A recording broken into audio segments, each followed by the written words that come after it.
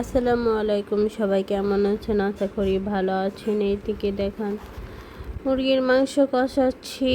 হঠাৎ করে কি খাবো, একটু খিচুড়ি রান্না করলাম।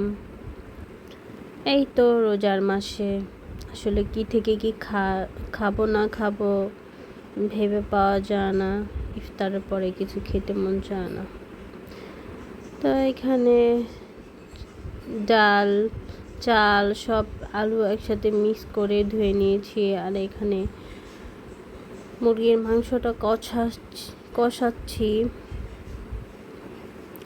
তো এভাবেই দেখুন কি সুন্দর হয়ে গেছে। কষাতে কষাতে কালারটা কি হয়েছে দেখছেন? একটু মশলা দিয়ে নিচ্ছি, খিচুড়ির মশলা হালকা। দেখুন হয়ে গেছে। এখন দিয়ে দিব চাল ডাল। এইটাকে ভালোভাবে নেড়ে চেড়ে নিব।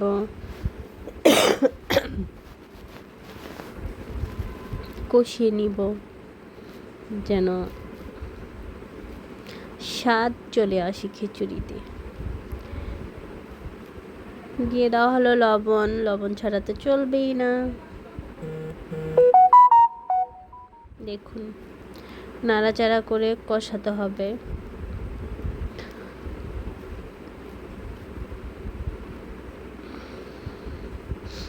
শুনো, দেখে দেখে বুঝে নিবেন।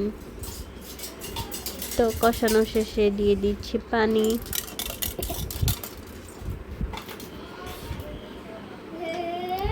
তারপর ঢেকে দিয়েছি।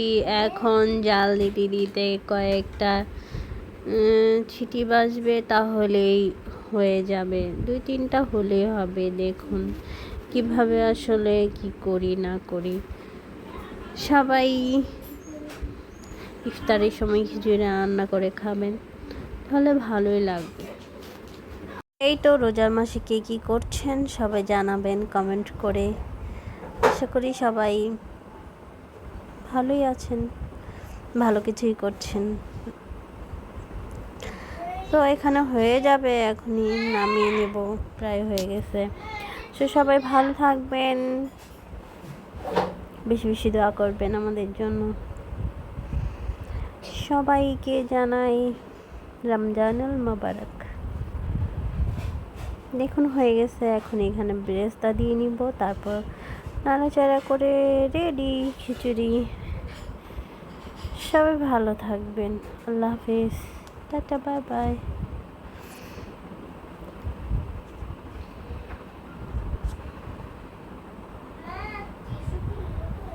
আমাদের বাসায় থাকার জন্য